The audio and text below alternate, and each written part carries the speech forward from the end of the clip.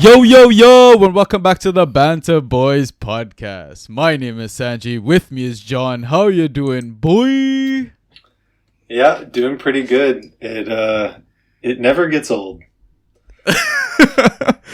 This has been a long time coming, eh? A proper pod session. Yeah, I'm stoked.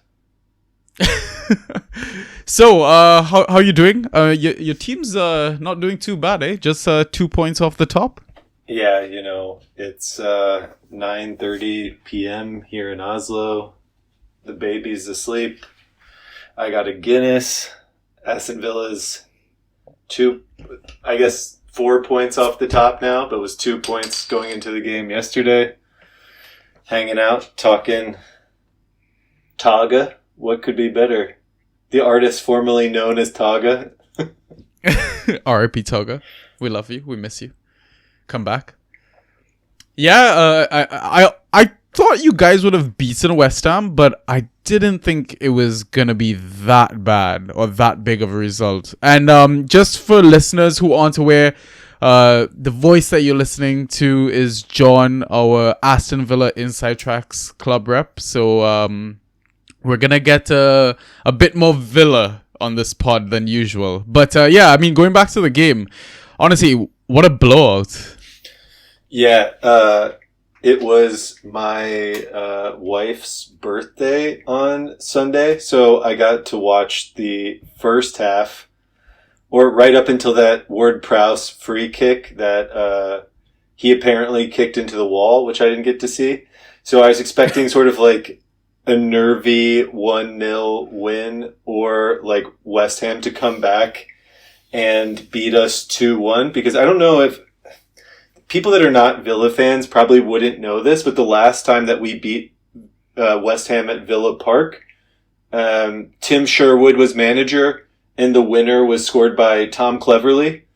So, oh my God. Yeah, they're like what Wolves are to Man City, West Ham are to us. So it was a huge, I mean, that win felt like the exercising of some demons, where it's like, okay, now all of our fans are actually overconfident for once going into Luton. I'm trying to pump the brakes. But, I mean, these little changes where players are just feeling confident now and have that swagger on the ball, it's just amazing to see. You see it with other teams when Sean Dyche got a team like Burnley into Europa or like high up the table, and it's just, once you get that sort of confidence to take players on, figure stuff out on the pitch, it's just a joy to watch. Yeah, definitely. And Villa Park has become such a fortress now. 11 consecutive home wins, is it? I think something like 33 goals scored, only 7 conceded, 6 clean sheets. So the numbers are something like that. I might be off by 1 or 2, but absolute scary place to be traveling to at the moment. And I gotta shout out the pick you made last time we were recording together. You dropped the advice live, and oh my God, it has paid off massively. He ended up being the top scoring asset this game week, Douglas Luiz. Yeah, he's unreal. Now I'm not gonna give myself all the credit. I didn't think he would be on pens. It was a possibility, but he's actually been underperforming until this game week this season in terms of like, he's played in so many good through balls that just like, they're not the chances that Watkins has been burying, but like, that's going to come. He has 0 assists and 5 goals, and you would expect maybe that number to get to like 8 and 5 by the end of the season. So like, I don't think these goal contributions are going to dry up, and if Villa keep getting so many touches inside the penalty area, we're going to keep getting penalties, and he's looking absolutely lethal on pens, getting the keeper to go the wrong way basically every time. So super confident in him right now. And, there were a lot of players that were bought for a lot of money this summer at his position, and I think you would be hard-pressed to say any of them that are significantly better than him in the form that he's on at the moment. I'm so happy with with the way he's developed as a footballer. He's just unreal to watch. Yeah, I'm so happy as an owner as well. But yeah, definitely looking forward to what he's going to provide for managers this season. And I don't think it's too much to expect that he could hit maybe 15 attacking returns by the end of the season. Yeah, no, I think that's easily possible with the pens. Like, let's say he gets 3 to 5 more pens over the course of the season, and we'll say we'll call it 5 assists and a couple more open play goals. And, you know, he's getting all of the corner points from the right hand side. He's taking a lot of the free kicks. He's exactly what you sort of saw a glimpse of 5 years ago when Girona were playing against Real Madrid and he scored 2 goals in that game. And we brought him in after that, after he was on loan from City, and it was like, okay, where is that guy? But it's been in him all along. We just needed to have a manager that put him in the positions to succeed like Emery's doing now. And, you know, it's just unreal. What a player. Yeah. Got to be in the Brazil squad next time. Got to be. They're disappointing. They drew to Venezuela, lost to Uruguay. Yeah. He's got to be back in. Yeah, definitely.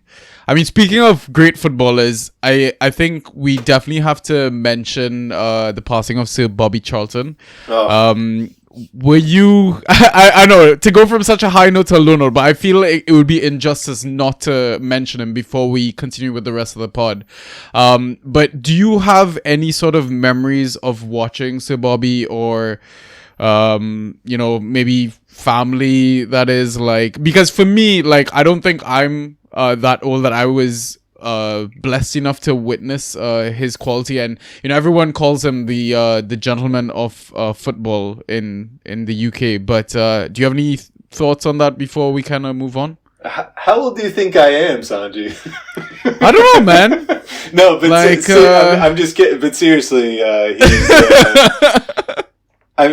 I think I'm in the same boat as you, where it's very much the legend that you hear about, but what a legend it is. And I mean, this idea to be a guy who saw, I think it was like 8 of his teammates die in a plane crash, and go on to be an all-time great Manchester United and England legend, sort of in their honor, and really part of the core mythology of Manchester United and their status as a club in England. You know, as a Villa fan, that era of Manchester United, you can't take anything away from them, and it's, you know, it's really a huge part of the history of English football, let alone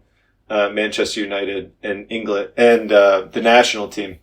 The way they developed the league and stuff like that, it's just really, really cool. And it's been great seeing all these like archival clips of the footage that we do have of him playing over these past couple of weeks. And if you haven't looked at any of the footage, I mean, players like Bobby Charlton are why I like watching football. And a lot of the stuff he was doing back then, you can still see players doing today. I mean, he was so modern in his game and his ball striking and stuff like that. So, yeah, it's pretty cool to watch. Yeah, definitely. All right, so now what we'll do is a quick social plug. Russ, I'm going to let you do your thing right here. Yeah, for sure. So you can message us on Twitter and Instagram. Our handles at BantaB. On Discord in the Draft PL channel, Banta Boys, #6585. On Reddit, /Banta_Boys. You can listen to us on Spotify, Apple Podcasts, Google Podcasts, SoundCloud, and YouTube, all under the name of Banta Boys. All right. hopefully you've listened to us, depending on whatever platform you're on. YouTube, hit that like button, hit that subscribe button, or even on Spotify. Just give it a follow. I mean, rate it 5 stars. You can rate it less, but come on, just rate it 5 stars. Be a nice person. Christmas is right around the corner. Do you have any plans for the upcoming festive period? Halloween? I guess your kid might be too young to appreciate candy, right?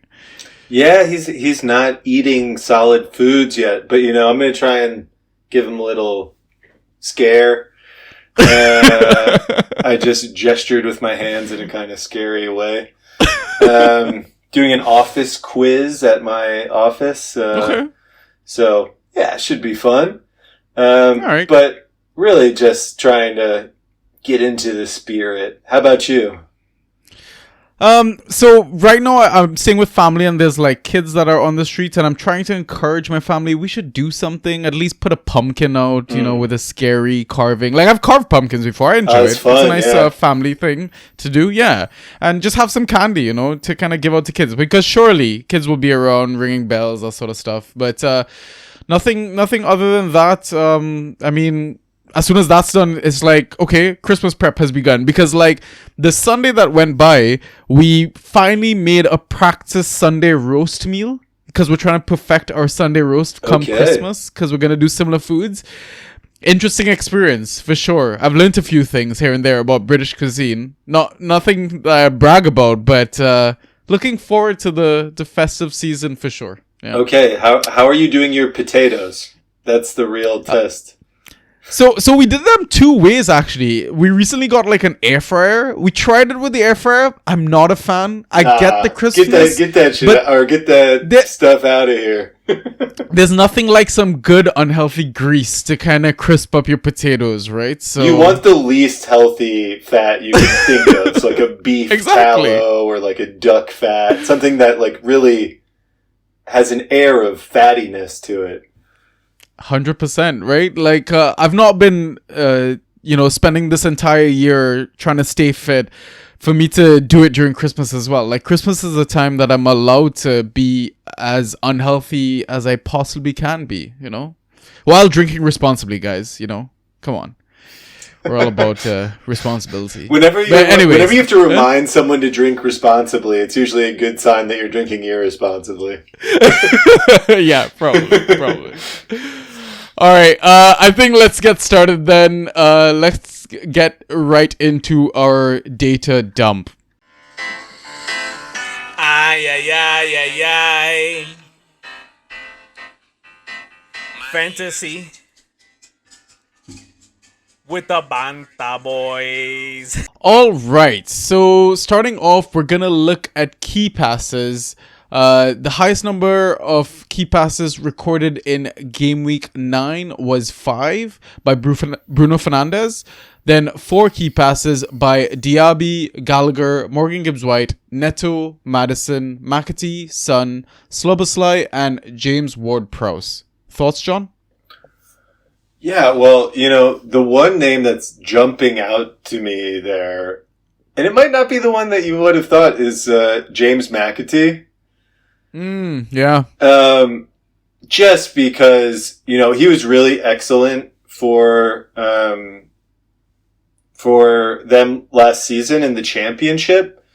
And you were sort of waiting for that reappearance in FPL this season, and I haven't really seen much of anything, but looking kind of nice suddenly. And Sheffield United were really taking the game to Manchester United for big components of it. I mean, tough sell on a Sheffield United asset, but definitely, yeah. It is interesting. Everybody else sort of makes sense. I mean, Gallagher putting up 4 against Arsenal is kind of interesting if he's going to have a more advanced role going forward.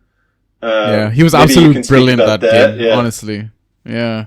Man, honestly, this would be like a quick rant. I was livid that we dropped points in that game. I feel like we lost that game. We didn't draw that game. Like 2-0 up, we were cruising. And then Sanchez does fucking shit Sanchez always does. Like, we've seen that side of him even when he was at Brighton. So it's frustrating the manner and the way we dropped the points, but I guess credit to Arsenal, they didn't give up, and that's kind of the sign of possible champions or title contenders is don't play well but get a result at the same time. But I thought we were brilliant. The tactical setup by Poch was amazing. Like first 60 to 70 minutes, I think it was all us. Like basically stifle them and counter with numbers. Obviously, sure, we had a penalty. One was definitely a fluke goal. Mudryk didn't mean it. Come on. I could be a blind Chelsea fan and be like, yeah, for sure, he meant that. No fucking way he meant that shit. Come on. But I'm very glad that he scored it because he needed it for his confidence. Because there's definitely a player in there, right? But sometimes you need these breaks. So I am just happy with the man of the performance. And, a lot of people wrote us off coming into the start of difficult fixtures. And I think we might surprise a few folks in the next 4 or 5 games. But yeah, it's like you said, Gallagher, there's a chance that he could rack up these key passes and stuff like that. And I mean, going back to McAtee it's just ironic that a Man City product performs against Manchester United, right? Mm-hmm. But everything else kind of makes sense. I do want to ask you one thing about Diaby before we move on to the next category. Do you think the presence of Zaniolo or Zaniolo's minutes are affecting the way Diaby's performing in games now? I would say no. So I think he was a little disappointing in the last 2 games before the international break, just on a personal performance level. I don't have the fan tracks numbers in front of me, but I'm sure he probably wasn't that bad. But I could see him getting tired and slowing down. But he and Zaniolo don't really occupy the same spaces. And if anything, Zaniolo being in that other 10 half space is just going to continue to create room for him. And Diaby looked a lot fresher this week after the international break. And I thought from the highlights that I saw of the second half, he looked pretty electric in this game versus West Ham again. In doing just those quick 1-second decisions that I keep talking about, that's actually where he's world class. It's not actually in his pure pace, although it's very good. But it's in his efficiency. That's what separates him from Leon Bailey. He doesn't need to take players on. He beats them with quickness of thought. And that's really, in my mind, the mark of a great player. So I think his scoring is really sustainable I think in my league, he's at 12 points a game, but he's probably somewhere in that 10 to 14 range in most leagues. And I have no doubt that he's going to stay around that level. Yeah, just averaging a tad bit above 11 points per game and just shy of 100 points in total for the season in the default scoring version of the game. Definitely, I think managers that took the punt, it paid off massively. And yeah, I mean, Villa on a whole, just great team to watch. Lovely attacking football. I think you're just going to kind of tick along for the rest of the season with attacking returns from him. All right, let's look at shots and how many were on target. So the highest number of shots attempted in Game Week 9 was 7 by Chris Wood of Nottingham Forest with 4 on target. Then 6 shots attempted by Mbeumo. He had 4 of those on target. 5 shots attempted by Cunha with 4 on target. Szoboszlai also attempted 5 shots, but he only had 0 on target. Okay. Then 4 shots attempted by Tibebe, 0 on target. Archer with 2 of his 4 on target. Neto with 0 of his 4 on target. Neil Mopai, 2 of his 4 on target. Cole Palmer with 2 of his 4 on target. Mo Salah and Jota both attempting 4 as well. Salah with 2 on target. Jota with 1 of his 4 on target. And then rounding things off, Ollie Watkins with 2 of his 4 shots on target. Thoughts, John? So you mean to tell me that players that are playing against Luton and Burnley as striker have the most shots and the most shots on target? It seems a bit too obvious, right? But, okay, so without belaboring the point, if your league hasn't figured out yet that you should just dump in all of the streamers that you possibly can that are going against Luton and Burnley, you have a tremendous competitive advantage. Chris Wood got 4 shots on target against Luton.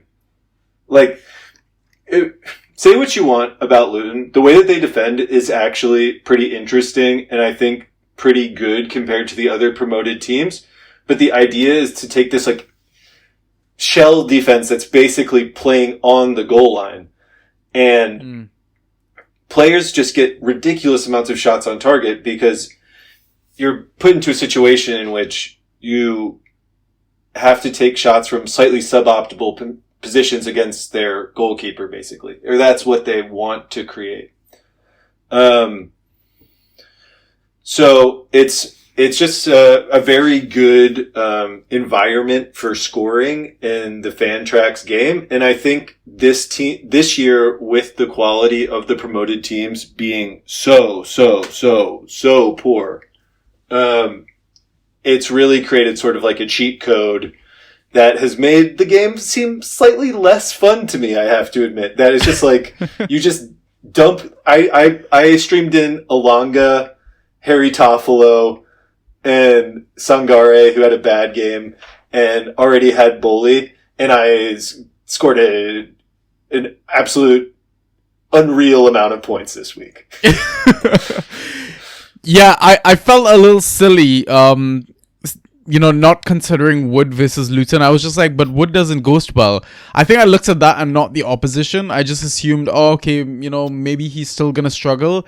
And if I had grabbed him in one of my leagues, there's a chance I could have ended up winning. Because I lost by just 30 points and he got like 32 or something around that region. And you're right. I mean, if they're FAs versus either Burnley or Sheffield United or Luton, I want to say all three really. Yeah. Just go in on them. Like, don't even think about it because there's a lot worse options. And we're gonna get to that segment next about for example, Man City defenders. There's probably a better chance of you scoring better against these teams than rolling out your City defender against any opposition. Yeah, playing City defenders is... I don't do it. I mean, maybe Guardiola, because he's been getting forward a lot, but it's you have to really, pitch me on why you would ever play a Man City defender. 100%. Yeah. But yeah, I don't think anything else really stands out. I guess there's so many Liverpool players there because Everton had the red card. Yeah. Also, that whole red card situation, I get Ashley Old getting 2 yellows. It makes sense. They were two stupid situations. Watch it, okay. There's a Villa legend we're talking about here. I know I'm speaking off a Villa legend, but I mean, they were kind of silly fouls. Yeah. Both yellows, understandable, but how Konate stayed on the pitch is beyond me. That was ridiculous. Yeah. It was ridiculous. Well, after the VAR thing, there were a bunch of people that were basically ref field tilt is going to be 80-20 to Liverpool for the rest of the season. And so far, that's sort of what we've seen. Yeah. Liverpool is what we call them. All right, accurate crosses into the box. The highest number recorded was 3 by Elanga, then 2 by Chong, Dalot, Doughty, Morgan Gibbs-White, Neto, and Trippier. Quick thoughts? Yeah, I mean, again, this Nottingham Forest Luton game, I watched the whole thing, and Nottingham Forest were absolutely dominating this game. And then for some reason, they took off Willy Boley, they took off Sangare, who are their 2 biggest, most physical players. And surprise, surprise, Luton generated an absolute haul of chances in the last 20 minutes of that game. So you see Chong and Dowdy in there. And Loon did a pretty interesting thing, which is like they made basically mass subs. So they were way fresher and just sort of took the game by the scruff of his neck. It was a pretty entertaining game. But what I think is actually maybe slightly more interesting to talk about is if you want to just go one line up and use the opportunity to big up the white yardie Cole Palmer, pride of St. Kitts and Nevis. Wait, what? He has Caribbean heritage? No way. Oh yeah. What? I didn't know that. You gotta check out Cole Palmer's grandpa. He's looking like a St. Kitts legend. I think I might need to look this up after the pod. But... I'll screen share with you right now. Yeah. Go for it. What? No way. Here you go. Bruh, nah. Yeah. What? Yeah. Okay, now it makes so much sense. Yeah, he's the white yardie. That makes so much sense. No wonder he's such a baller. Like no wonder he fits in so well. All right, okay, man. Cole Palmer just needs dreadlocks at this point, and then he's gonna be the perfect package for us, yo. Yeah, it's the Saint Kitts Trinidad link we got going on, you know. Exactly. I mean, we are Dreadlocks FC after all, right? That was the meme going around for a while. But I mean, it's no surprise to see Luton in the Accra Crosses, right? Again, they're still maintaining being the top club for crosses attempted, I guess. Yeah. 222 at the moment. But they have a way of playing, and kudos to them, because it's gonna get them a few results. I don't know what it's gonna do by the end of the season, but yeah, let's see how things go. Anyways, final category is the extra ones. Just looking at like the outliers and stuff like that. So tackles won. The highest number was 6 by Paulinia. No surprise there. 5 by Traore. I think that is the Wolves Traore. He was so good after he came on from the bench against Villa. Oh, he was honestly. He looks good. Yeah. Okay. That's like a pure eye test thing. He looks like he could be one of the Ghost Point DMs, but it's just like, are there really any Ghost Point DMs that are fan tracks relevant in like a sexy way? Yeah. Like you could basically like Rice. Rodri isn't Ghost Points. Rodri's real points now. Casemiro? Yeah, I guess. He's been terrible this season, but... I blame United. I don't blame him. Yeah. I still think he's a world-class player. Like, I just think Eric Ten Hag doesn't, like, fucking know what he's doing at the moment. He looks cooked, though. Yeah, he really does. Dispossessions, highest number was 6 by Solanke, then 5 by Aitnouri and Willian. Interceptions, a high of 5 by Robinson. Clearances, we've got a high of 12 by O'Shea from Burnley, then 8 by Branthwaite, Colwell and Digne. Successful dribbles, a high of 5 by Doku, then 4 by Ayew, Bowen, Abdoulaye Doucouré and Mitoma. Aerials, 10 by VVD, 8 by Doherty and Wood. Block shots, 4 by Tarkowski, 3 by Lascelles, Maguire, and Ream. So, I mean, I'm going to ask you quick thoughts, but at the same time, there's a few names in here that I feel like are worth kind of having a quick chat about. Yep. I'm going to start off, though, with your boy Digne, right? There, I mean, we were having these chats off air all the time about, you know, Alex Moreno, is he going to take the place, fitness, etc., etc. What's the deal with Digne? Yeah. He was, as I said in the recent Fan Tracks ep and before the season, he was like supposed to be in Saudi Arabia right now, and then got a hat trick of assists against Hibernian in our Conference League playoff, and then Unai Emery started gassing him up, and now he's back to Everton Digne. But as I keep saying, once Alex Moreno is back and fully fit, he is the player that Emery wants to be using in that position. Now, like, if by the time that he's finally fit, Digne has, like, cemented that spot and we're going too well for him to get the place back, kind of. That is possible. But one possibility is also that he's no longer nailed for 100 minutes every week. And we go back to a situation where they're sort of like sharing halves, which they did right after Moreno got signed. But this hamstring injury seems like a real challenging one for Moreno at the minute. So I think you're probably good until the next international break with Digne.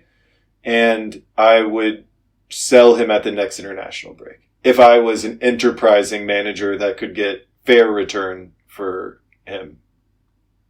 What would you be trying to go for though? Like, given how well Luca Digne is playing.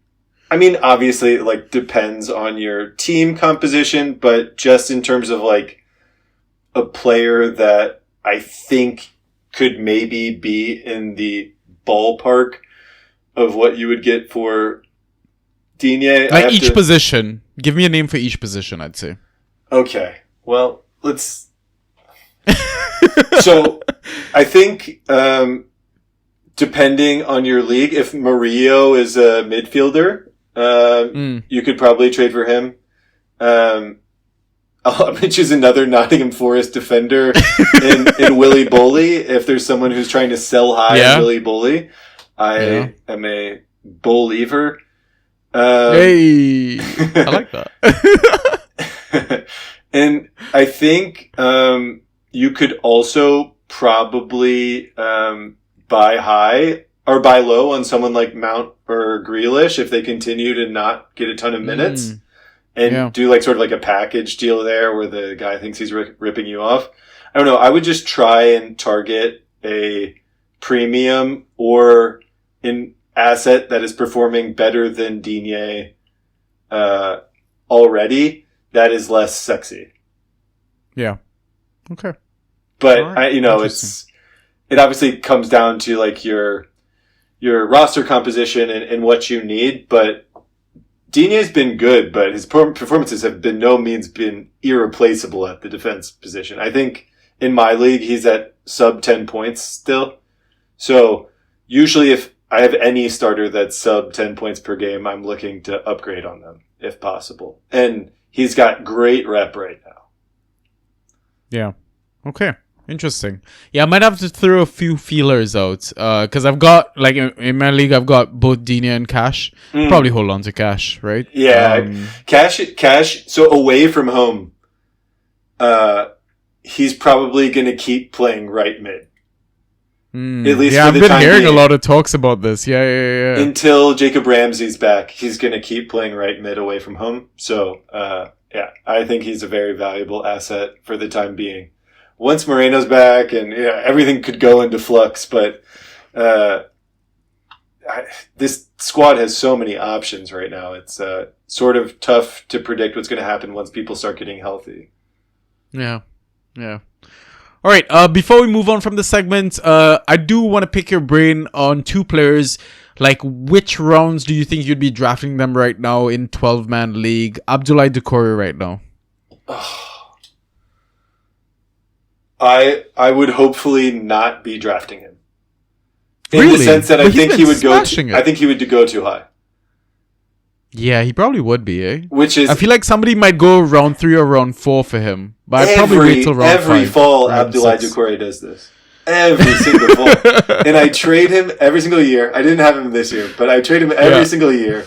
And then he goes back to being the player that he's always been, which is fan tracks relevant, but nothing special. Maybe like 70 rank, 80 rank, something like that. So, I would ideally not be drafting him, but I don't think he's a bad player by any means. And in general, and we'll get to this later, I think Everton assets are being tremendously undervalued. Interesting. Okay. Just for a little taste of what we have later, would you believe that Onana is 33% owned and Mikolenko is 22% owned? Miko should be higher. I've been seeing his scoring points like 12 recently. points a He's game or ghosting something. really, really well. Yeah, he's unreal. Ghosting really well. Their team is performing like a top 8 team in terms of like XG or whatever, and that's really relevant for fan tracks. Like, regardless of what type of finishers they have and stuff like that, if you're not relying just on goal contributions, they're performing really, really well. Yeah, agreed. And the other name I wanted to pick your brain about was Jeremy Doku. He came in as one of the hot prospects for this season. People were worried about Grealish's impact, maybe threat of rotation, but this kid has just lit the Fantrax world on fire, man. Yeah, I drafted Grealish for too much money in my auction draft. And then I spent all of my free agent bucks for the entire season on Jeremy Doku. And I am very, very, very happy that I did, because what a saucer. He is just a joy to watch. I saw someone on Twitter saying that he only has 3 moves and they are completely unstoppable. And it is just so much fun. It is a joy to watch him play. Yeah. And he is exactly what Manchester City needed, because this like Tony Pulis type setup that Pep is rolling out this season has made their games an absolute slog to watch for me. Nearly joyless. He is playing Pulis, Kenwyn Jones football with Erling Haaland. Pulling on my heartstrings here, John.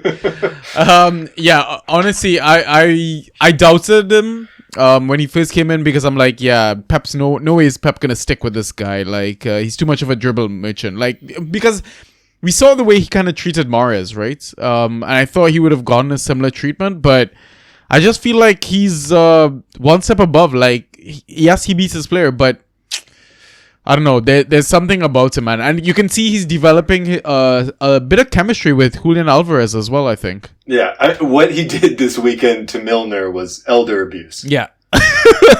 I'm really glad De Zerbi decided to like take him off at halftime. It could have gone really ugly. Like, yeah, I mean, but honestly, like, how disrespectful also to be like, you're not coming back out for the second half. Yeah.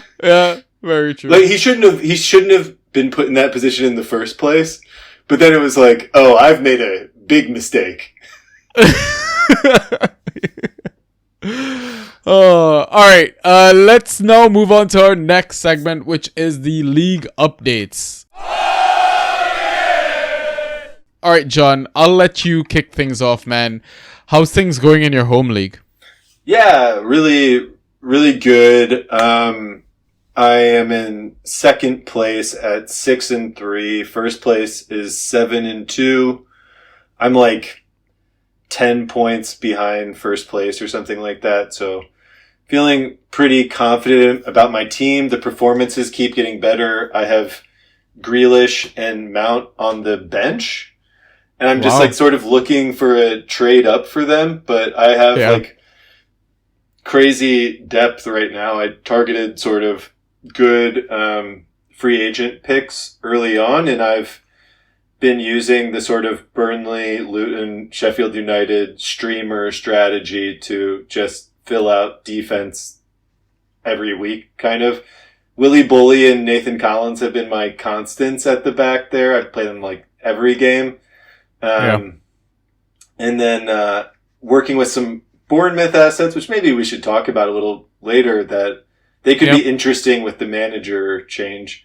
And I got Watkins and Doku up top. So pretty happy with that striker partnership. Nice. Do you have any moves that you've made already, like free agent grabs and stuff, that you're kind of tweaking things? Yeah, so for this week, dropped Elanga after his 30 bomb against Luton, because it's a 30 bomb against Luton. Picked up Zaniolo for potentially a 30 bomb against Luton. We'll see how it goes. But yeah, if you've noticed the theme here, I also picked up Alex Scott because he started the last game for Burnley, or at least played like 55 minutes, or for Bournemouth, and he's playing Burnley at home. If you noticed the theme here. So, yeah, those are my streamers for this week so far. I'm probably gonna swap out Toffolo, who's been really good, for one of Matip or Ben Mee, depending on who starts there. But, yeah, pretty happy. I'm currently trying to work on a trade for, like, to trade Grealish and Mount for Trippier, which would be no fucking way you. Which would be that. Great, but yeah, I'm currently sort of bothering the owner to get him to. He said yes without thinking about it, but now he has ghosted me. So. Oh no. Yeah, I would be amazed if you managed to pull that off, honestly. Alright, so for my league updates, we'll look at the DPL Com League. So I kind of got blown out a bit. At one point I was like looking at my opponent, like doubling my score. He ended up like 140, but I mean, listen, Douglas Luiz at least made it my score kind of respectable in that sense. So I had a loss in the league and in the cup, but that cup thing I think is like a group stage Champions League thing, so I'm not too concerned. And I came up against like pretty much the similar assets from both teams, like face Salah, face Szoboszlai. Yeah, so I mean the game week started like kind of brutal in that sense. But I guess other game week goods is like grabbing Dawson. Like I was like, at that point I was like, okay, maybe I should just grab, you know, players that can either get -2 or like 30. Yeah. I mean, sure, Dawson conceded right away, but still put up around 15 points, which shocked me a little bit. But I'm wondering, is that maybe because of the profile of striker Solanke is and what he kind of allows centre-backs that he's playing against to score like, or to kind of score that highly? So maybe something to kind of consider moving forward, right? I would just say that, like, when so we saw that Virgil van Dijk had 10 aerials as well. And when you're down a man for a large portion of the game with a physical striker, like, hoofball becomes sort of the viable get out strategy. So in those situations, it feels so good when you see that happen and you're like, oh, we're eating now. Yeah, exactly. What else was good? I mean, regular beast players on my roster just doing the biz. Trippier, Jensen, Jota. Huang I grabbed on FAs last time. It was just frustrating that I was a Cunha owner early in the season and he was doing fuck all. I dropped him and then he put up his highest score against me. But, you know, that's fantasy for you. But I'm glad to kind of have a piece of that Wolves attack, I guess. And that's mostly because of Pedro Neto. Game Weaker gets, I guess, not taking riskier punts, so like kind of going with assets that I knew were starting, so like, you know, getting a Chelsea asset versus Arsenal instead of waiting for a Manchester United one versus Sheffield, because I talked about, like, you know, possibly getting Maguire or Johnny Evans, but I went with Caicedo in midfield. I thought, you know, he would have had a lot more work to do against that Arsenal midfield, but yeah, I guess I don't learn because I did also play a Man City defender in this fucking league. So yeah, I keep telling people don't do it, and I keep doing it. So how's Caicedo doing in terms of fan tracks? I haven't really been monitoring him at all. Nothing to brag home about. Honestly, just a bit of a low floor steady Eddie. Like he's like Conte in terms of the ghost points and stuff. Nah, not even close. Because Conte used to get ghost points that were closer to the double-digit end of things, right? Like, it feels like for Caicedo so far, it feels like 7 or 8 would be his ceiling at the moment, which is quite sad. Yeah, that feels about right.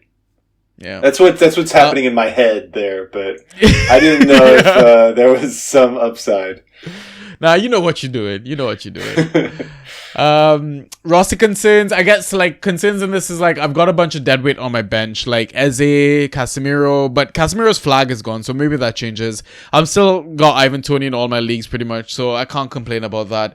Had him since the draft. I'm just hoping it pays off towards the end. And Nico Jackson now seems to be a bench option. So a little worrying. Not sure if I should try and trade him out now or just be patient and hold on to him like one of those Liverpool assets that, he might just smash it when he plays.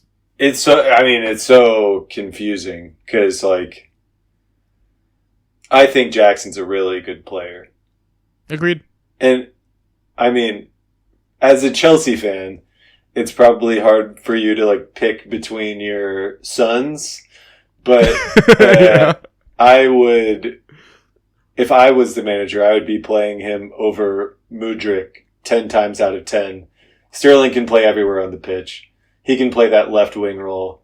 You can get Palmer false nine, Palmer right wing, Jackson through the middle. Jackson's really a right winger, and so he's like competing with Palmer theoretically right now in this like Pochettino system, I guess. But like Jackson is very much like Ollie Watkins. Yeah. Where once he gets on a roll, he just doesn't stop scoring. He scored in like the last 10 games of the La Liga season last year.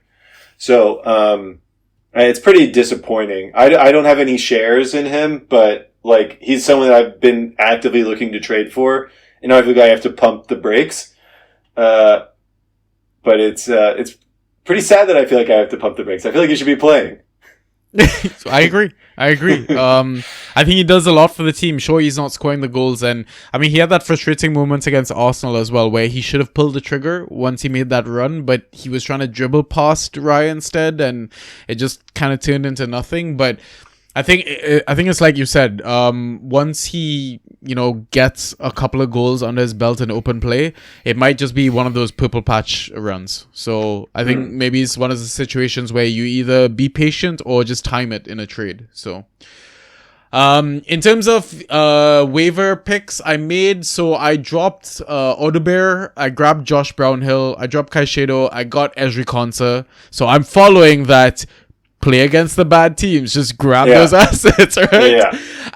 And I dropped John Stones and I grabbed Emerson Royale because Udogi came off injured. So I'm kind of gambling on a possible start. And I mean, it's a Friday fixture, right? First game of the game week. If he doesn't start, drop him. I've got an open spot on my roster. Yeah.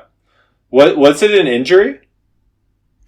I think it was like a slight knock or slight muscle injury for Udogi. Interesting. He came off before the 60th minute. So interesting. Just something to monitor. Yeah, I sold him in FPL already just because I wanted to change my team composition a little bit, but that's makes me feel better about doing that. Like I said, you know what you're doing, man. So I'm gonna quickly catch up in IGL as well. So IGL, I absolutely destroyed my opponent, who was the league leader and was chatting shit like in our group chat. He was basically like about. Yeah, basically, right? He was like, catch up. So I sent him like that gif of the NFL. I don't know what you call, I don't know the positions, but it's basically somebody trying to catch the guy with the ball. And it's just like him like gaining the lead, but not really catching him. But yeah, it was like, chat should get bang, obviously. I had a massive win in my cup game as well. But yeah, I dropped like 150 points or something like that in that league. Yeah, that league is just kind of ridiculous, man. Like, good is, like, I love having Vicario, Virgil ghosting out of his mind, Bruno finally turning up with an attacking return, getting just under 20, Douglas Luiz as well, Declan Rice and Buemo. Like, yeah, I did proper damage. That's a good squad. Yeah, I mean, if I had to read it out, Vicario, Cash, Digne, VVD, midfield, Bruno Fernandes, Douglas Luiz, James Garner, Jensen, Declan Rice, Lyle Foster, and Mbuemo up top. And on my bench, I've got Ivan Toney, Jackson, Gakpo, Brownhill, and now I've got... Who did I grab for John Stones in this league? I think I grabbed somebody kind of useful. Let me check. I got Casemiro for John Stones. Somebody dropped Casemiro in my league, and I was just like, no way am I letting you go. So how many teams I got are him in for this 4 league? fab. Huh? How many teams are in this league? 12 people. Oh my god, how'd they let you get away with this? Yeah, I have no idea. I feel like no one noticed it, and they saw that broken red flag early in the week, and everybody probably was like, "Oh yeah, United is shit." Da, da, da. But I think Casemiro is way too good to not be starting games for Manchester United. So yeah, after they get him on the treadmill for a couple more weeks, he'll be good to go. Man has that Eden Hazard / Higuain Nutella diet probably. So. Yeah, you're talking about a carbonara boy. Yeah. I said in the first game week of the season, I have this running joke with my league mates that it's like about these carbonara boys, and then I made I used the new AI photo engine thing to make a induction ceremony for Casemiro into the Carbonara Boy Hall of Fame. He was just walking around that first week of the season. He's a little better as time goes on, but I'm like, this isn't good. This is vintage Matic levels of carrying 10 kilos. Yeah. Oh man, when Matic was bad, he was bad. Real bad. All right, those are league updates. So I think that rounds off the first half of the pod. So now what we'll do is take a quick break, and then we'll be back with questions and picks. So we'll see you in a bit.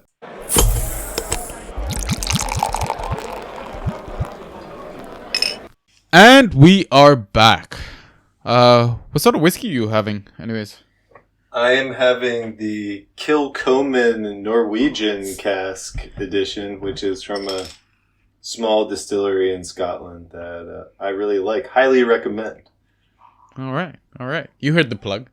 Might need to get them to sponsor this episode. If anything. Yeah. Hello, Kilchoman. We have a humble but growing fantasy football podcast focusing on draft fan tracks leagues.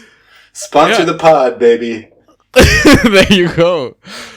All right, we got a fuck ton of questions, man. So many questions. So I was just gonna, maybe we could just take them one at a time. You ask one, I ask one, and we just try and churn through them as quickly as possible. Yeah. Okay, maybe I should ask this first one since there's a component of it that is addressed to you. Yeah, sure. Let's do that. Okay, Draft Tash with a icon of Tom Selleck, that's at Draft Tash, asks, far too early, but to steal a segment from your side hustle, are these guys fantasy fake or real? Mateus Franca, 6 points in 20 minutes. Andros Townsend, 7 points in 17 minutes. Also, I got a train from Edinburgh to Leeds today. Did it take longer or shorter than Sanji making a draft pick? Your turn was definitely quicker. John, you've been in a draft with me before, right? The Banter Bash League. I was in that draft. Do you remember me drafting? Yeah, it might have been my fault partially as well. No. No, but if anyone has actually drafted with me in a 12-person, 10-person league, I am well known for taking my sweet-ass time with my draft clock. But listen, I mean, sometimes I like to think about my picks and stuff. And you know what? I'm actually doing better in my slow draft than my fast draft league. So clearly, well thought out plan, and weighing up all the assets, options, and stuff like that. I think it's important. Obviously, don't abuse your draft clock, which I would like people to know that I don't. Obviously, I mean, listen. If I have the option to take my time, I'm gonna take. My I love time, this being a defense of your draft time strategy based on this throwaway joke.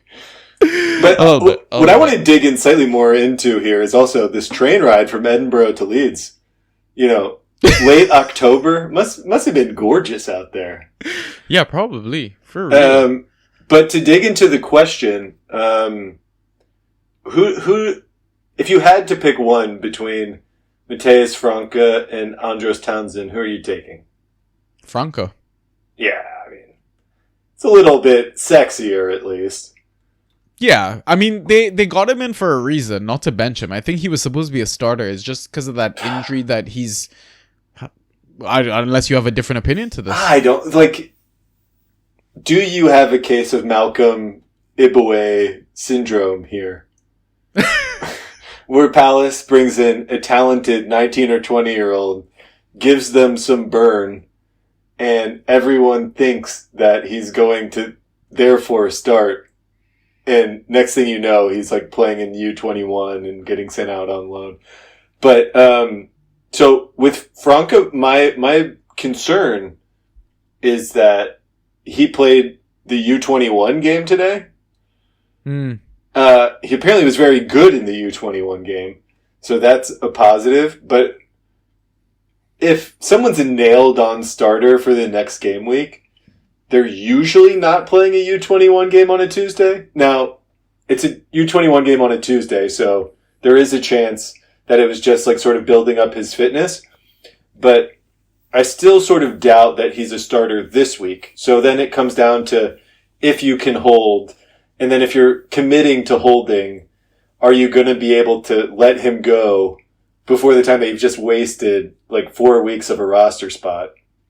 Now, that being said, I do not believe in Andros Townsend. So I'm much more interested in Franca. Like, I know that he played in a U21 game today. So I'm clearly like sort of, I think people that are in the know are sort of like monitoring him. So if you want to be the first to act, be the first to act. But I think there is a reason why no one has acted yet, if that makes sense. Yeah. So the Franca thing is like, I mean, if we had to look at break down his 6 points or whatever, there were 3 key passes. I think he took 4 corners when he came on the pitch as well. I think there was like he completed 1 pass into the final third as well. So he's quite attacking. The attacking potential is there as well. And I think he will dominate set pieces. And especially now because Elise is not back, Eze is not back, like there is a very good route for him to, you know, somewhat nail a spot in this Crystal Palace team. I'm not saying he's going to be nailed rest of the season, because when those other boys are back, like you'd think they trump everything else, right? But if you can maybe ride it, sell high, I think it's a good opportunity for you to do so. Also, I love Andros at Luton because I think it's the perfect club for him. We all know how good he is at crossing the ball, his delivery into the box. And what does Luton love to do? Cross it into the box. So he might not be, again, like, you know, a starter every, you know, game week or whatever. But he's definitely better than some of the starting options they've got at that club. You know, Sanji, you're sort of talking me into Andros Townsend being the answer. Baby, I got him in my Dynasty League, so I'm ready. Okay, you have Andros Townsend in Dynasty? That is absolute sicko behavior. Let me just say that first. That is sicko behavior. But the thing with Franca, like you're saying, is that like his path to playing time is just because all these guys who are coming back in the next, by the end of the next international break, are out. And then it's like really, he needs to beat out Odson, Edward, and Mateta for playing time, which is possible. Yeah. But is it probable for a 19-year-old who is playing U21 games? I don't know. And Townsend is going to be crossing the ball a ton. He got those 7 points because he was taking set pieces. He got an assist as well. Yeah. I mean, so there weren't ghost points in that 7 points. Yeah. It was 1 set piece, to be clear. Yeah. But him taking set pieces for Luton has intrinsic value, at least against the bad teams. But just like, the counterpoint is, are you really starting a Luton asset week in, week out that's not Doughty? And is he going to actually just wind up hurting Doughty's value? Yeah. I mean, if you're a Doughty owner, I'd be going for Townsend maybe. Yeah. To protect yourself in that sense. Mm. But I think we've invested entirely too much energy in this question now. Definitely. I was thinking about like throwing a third player in, and I was like, well, I need to stop. Yeah. All right, thank you, Tash. Love that question. So the next question is from Frog Toga, at Frog Toga. Rank these for me, gents. Dallo, VVD, Romero. Interested in the discussion after impressive performances from all three. Thank you so much. Okay, so I'm going to turn this into a twist on the classic fuck, marry, kill with a start, bench, drop. Yeah. And I would start VVD, bench Romero, and drop Dallo. Agreed. Agreed. And I don't think it's particularly close between VVD and the other two. I think it's quite close between Romero and Dallo. And the thing that sort of ices it for Romero for me is like path to playing time. Now, he is a walking yellow card, and the ceiling is lower than Dallo, but Dallo has a lot of competition for playing time, and it's not clear to me that Erik ten Hag actually enjoys playing him, which is an issue. So, how many yellow cards do you think Romero has for the season? I'm going to guess that it's... I want to guess that you're like trolling me and it's somehow 0, but I'm going to say it's probably 3. Yeah, only 2. Only 2 in the 9 games. Yeah. But, I mean, eye test alone, the guy looks a bit... Well, a lot more mature, I want to say, in terms of the work that he's doing, the influence that he's having on the team. Lionel Messi called him one of the best centre-backs in the world. I mean, he did win the World Cup, obviously not on his own, but it's interesting, like, had we asked this question before the season started, I would have probably started Dallo, benched VVD, and dropped Romero. Whoa. No, because bench like last VVD. season, Are you crazy? Verge, but like last season, Verge was not ghosting at all. It's the complete opposite this season. Yeah, but it's like, look, form is temporary, class is permanent. Virgil van Dijk is a good fantasy player and has proved it over the years. And like, regardless if he's ghosting or not, if I just like pull up Virgil van Dijk last season, I guarantee you that he scored more than 10 points a game in my league. Let's see. You've got a slightly different scoring. Yeah. Right? Ooh, 10.2 points a game in my league. So he was close. But his scoring by year, 2015, 2016, 15 in my league. Year after that, 13. Year after that, 15. Year after that, 14. Year after that, hurt. Year after that, 12. Last year, 10. This year so far, 13. Okay. So, yeah, you're right. Class is permanent. No, but, I mean, like, there is, like, obviously evidence of a slight decline in there. But what's actually pretty interesting is that I was looking at the ghost points this season.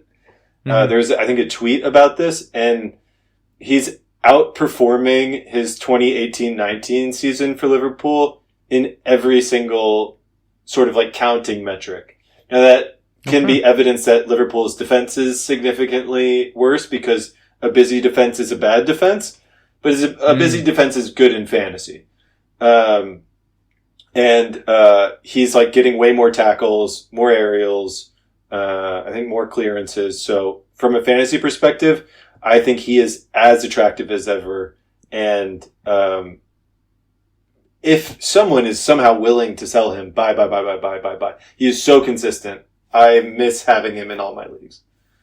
I mean, that's an option for your Grealish Mount trade. Yeah, I'm not getting him.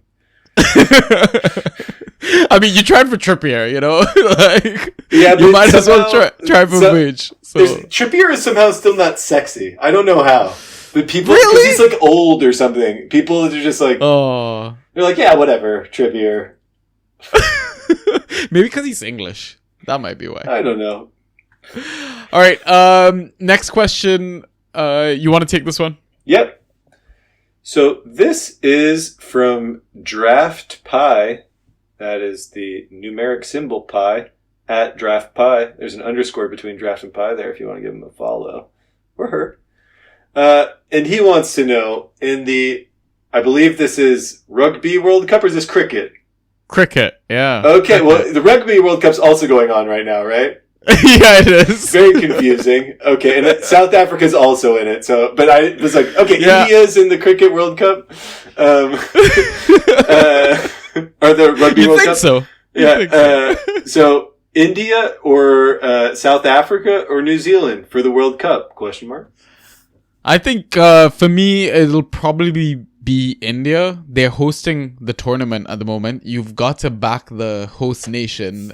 We've seen it in football as well, right? When Russia hosted the World Cup, all of a sudden Russia was like a team to own assets from in like fantasy games and stuff like that. It was wild, man. I think South Africa have done a marvelous job. New Zealand also playing really well, but you know, they lost Kane Williamson to that fractured thumb injury, and it'll be interesting to see how they kind of cope without him. I mean, you've seen like hot prospects like Ravindra come out with surprising a lot of, I think, fans or fantasy managers like him being an all-rounder.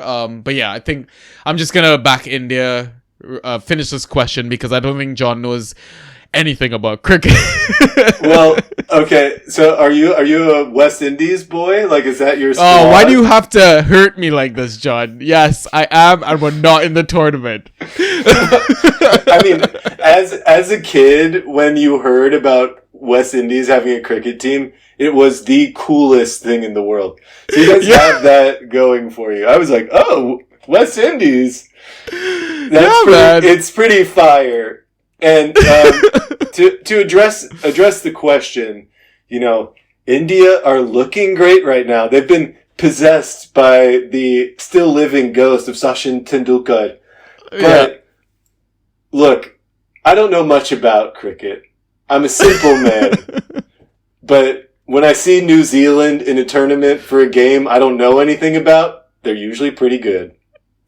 Yeah, that's true. That's very, very true. Like dark horses in any tournament, I think they play in. So, yeah. Going for them All for right. both rugby and cricket. That's my double prediction.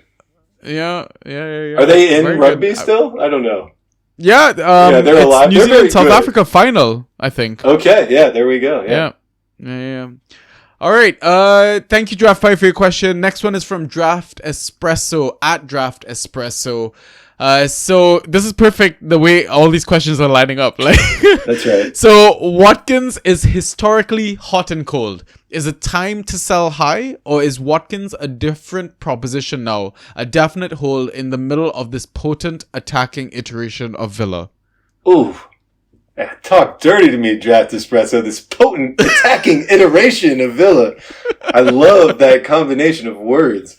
To answer your question seriously, Watkins is historically hot and cold.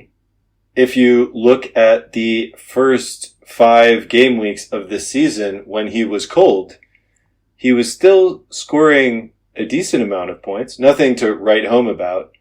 And now that he's hot, he's scoring a whole lot of points.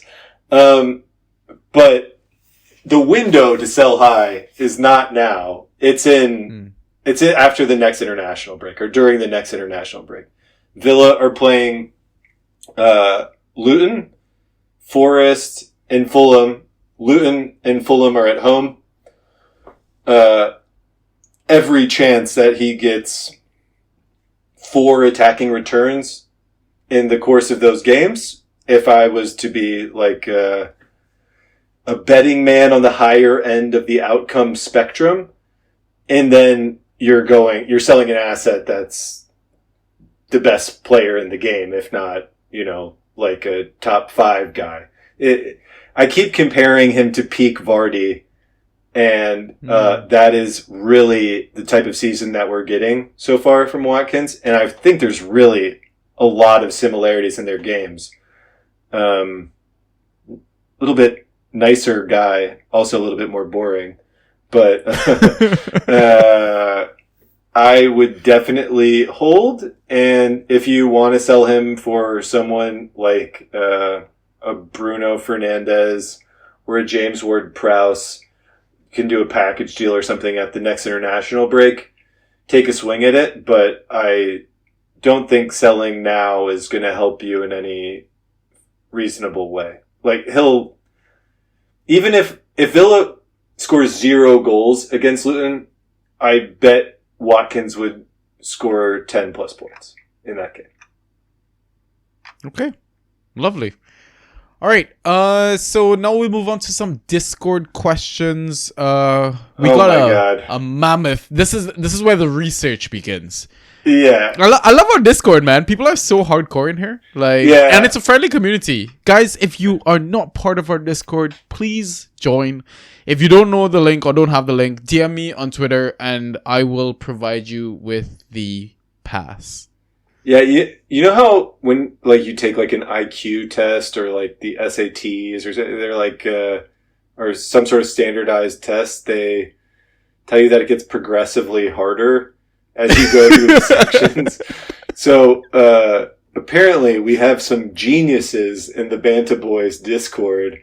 I mean, look, guys, you should be in this community because the level of 4-dimensional chess these guys are playing is unbelievable. We have a question based on the lineup builder application from Gorilla Menko here. And his question is, my question for this week is, how much did I fuck up my team during international break with stupid trades?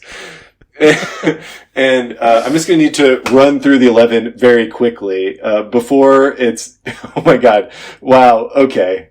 Unreal how much he fucked up his team. Just not necessarily in the sense of productivity, but it's a completely different team. So he had Darwin, Doku, Madison, Douglas Luiz, Gibbs White, Palmer, Harrison, Anderson, Kukureya, Udogi, and Neto.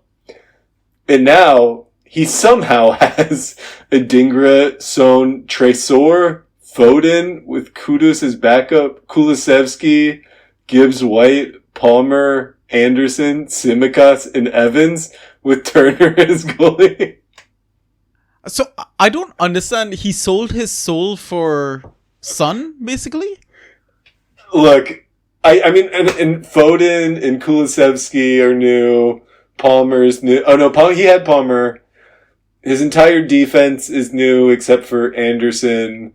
He has a worse goalkeeper for some reason. I mean, this is Gorilla Menko. I feel like as a podcaster, I'm not supposed to be honest with someone who's writing in questions to a show like this. Like, really encourage the participation, but you really fucked up your team, man. Yeah, honestly. So, like, I guess context. So, actual players traded out are Darwin, Doku, Brennan Johnson, Madison, Douglas Luiz, Harrison, and Udogi.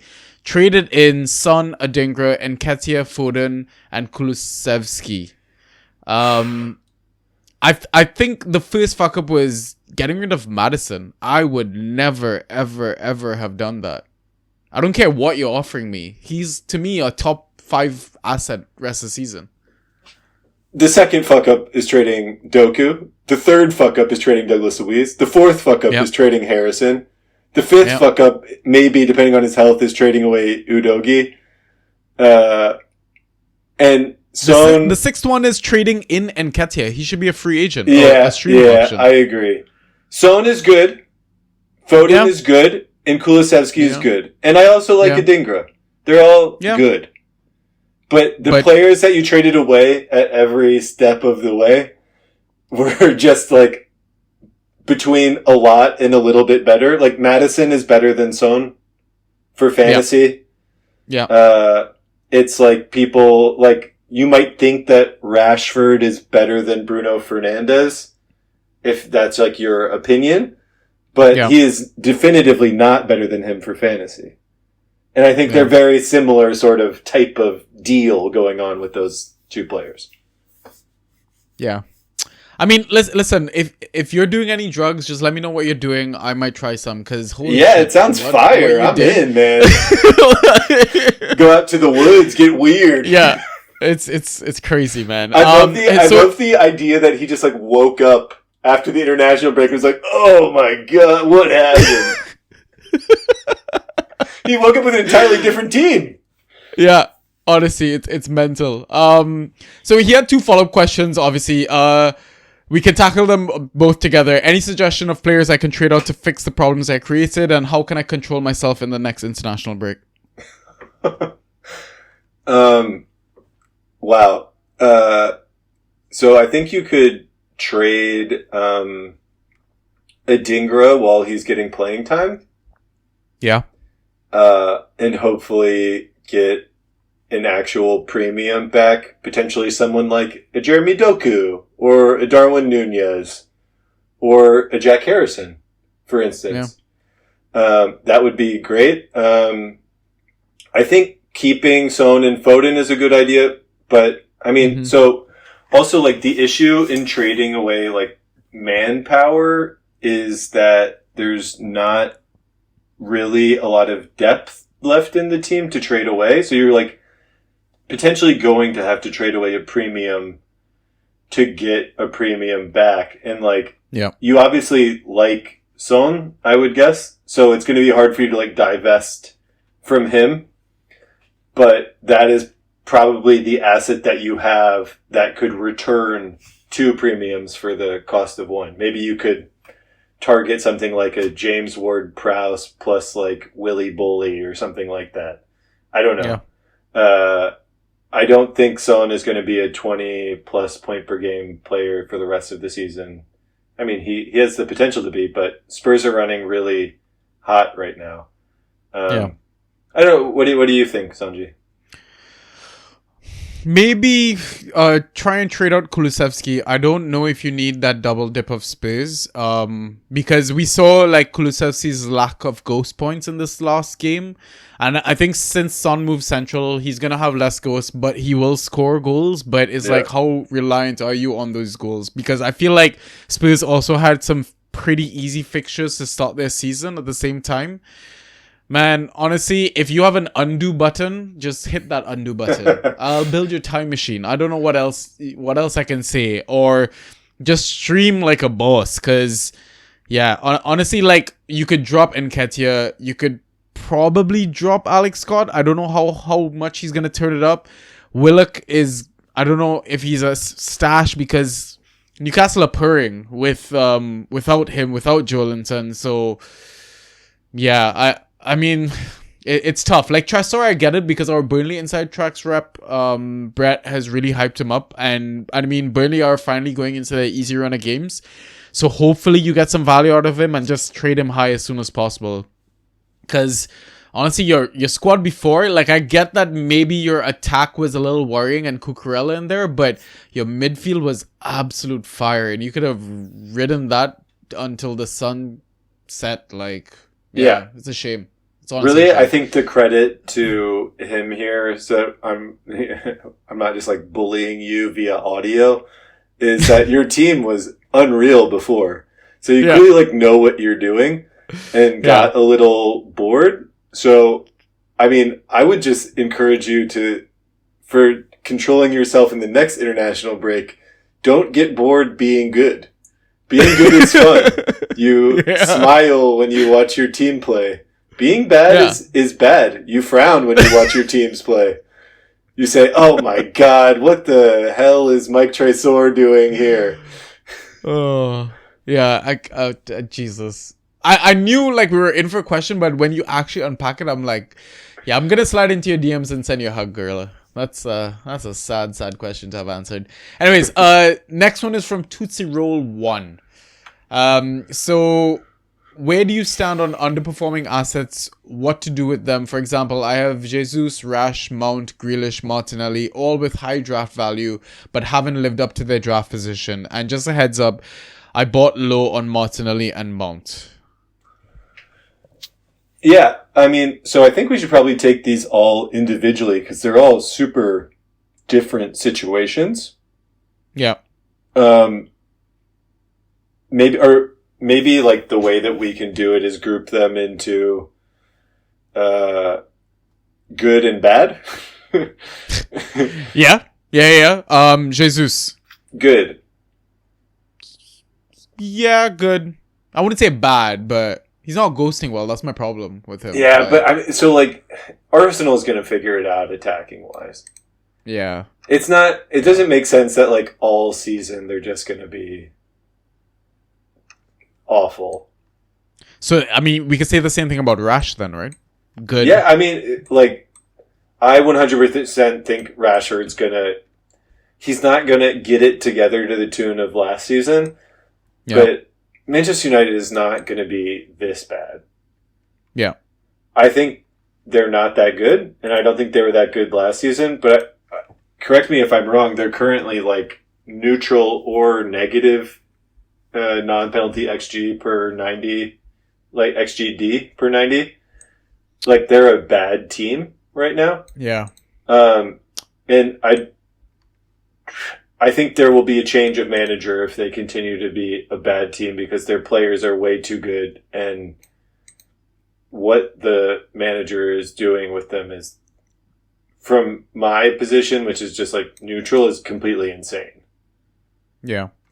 I mean, it depends on the website that you kind of refer to XG, XGA, all that sort of stuff. Because everyone has different ways of measuring it and calculating the values. So FBref is one of my go-tos. They roughly have the same XG and XGA value, like around 13 to 14, which is very worrying. It is very worrying. Yeah, that's not a good team. No. Mount. I mean, dude, get rid so of. Like I don't know. I That's my bought opinion. Mount as well. Mm. I bought Mount as well, and United's. I mean, it's a carryover from the Rashford answer, which is that United's just a car crash, and there's a lot of players who are collateral damage. Now, the question is just, do they figure it out? And do you have the roster time to let them figure it out? Because, look, Mount, Grealish, Martinelli, Jesus, and Rashford all still have name value, and you can get return on them in trades still. Yeah. Like, I bet you that in 70% of leagues, you could get Murillo or Willy Bolly in return for any of these players. But I'd probably try to go after Bully with Mount, but I don't think it works. Yeah, I mean, it just depends if you have people that are sort of like line watchers in your leagues or if there's name watchers, you know? And I think that both strategies are sort of viable. I don't think one's necessarily better than the other because there is sort of like evidence for long-termism actually paying off. Now, with Grealish, I have sort of an interesting anecdote here, which is that Pep today in his press conference was talking about how bad Grealish's injury was and that he's a rhythm player and has had to get back into rhythm, and he's now just getting back into rhythm. And I think by the next international break, we'll see him playing a lot more again in the Premier League. And I think you'll be able to get more out of him as an asset. And especially if you have like a handcuff or something like that for him in Doku or Alvarez, that would be ideal. But I would definitely sit on Grealish.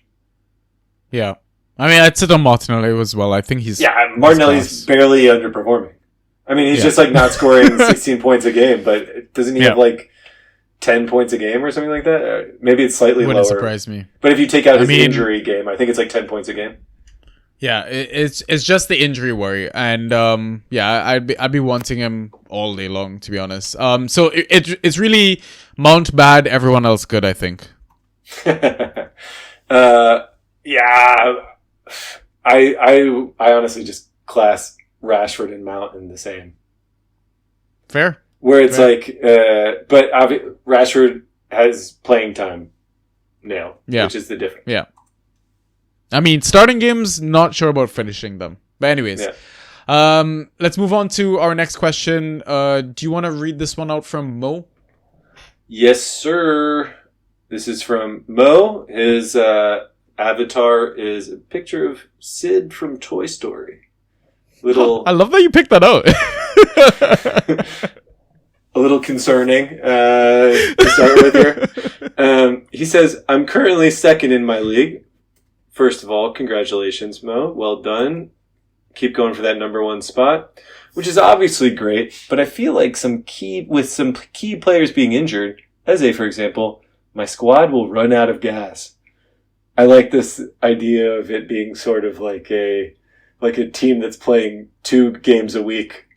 Yeah. The legs are getting tired. What players do you think I should trade high, and which players to target that have a good upside in the coming week? I can get Trent, Martinelli, Foden. Well, okay. Get Trent, Martinelli, and Foden. I think if you have an easy trade in. But let's see who you have.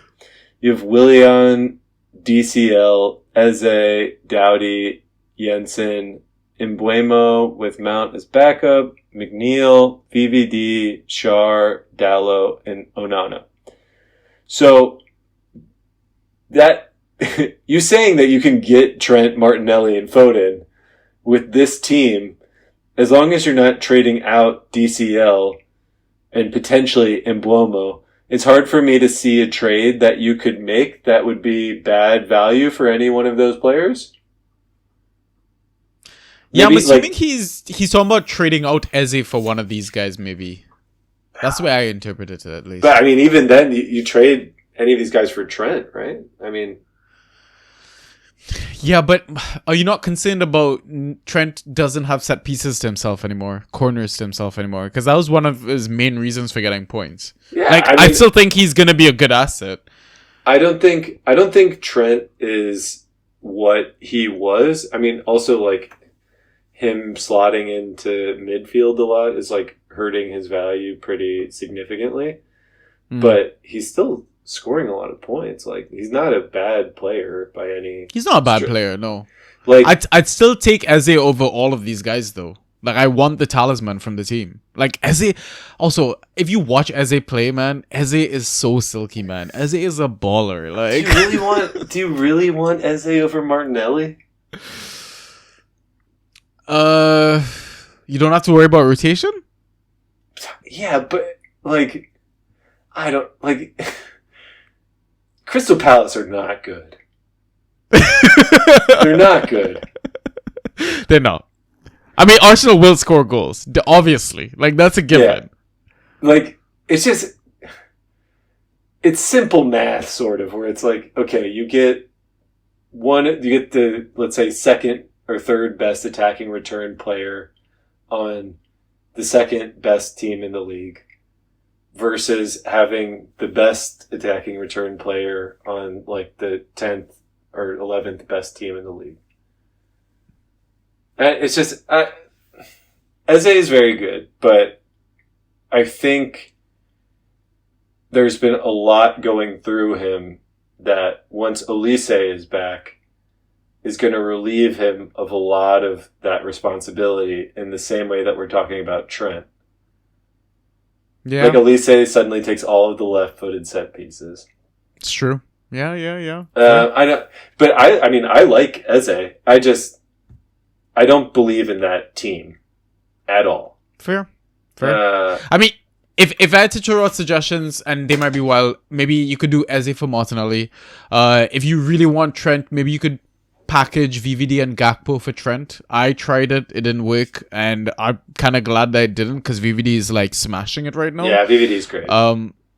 And if you really want Foden, you might have to give up, like, I guess Embuemo and someone else. But I have to say, this is a very smart guy team.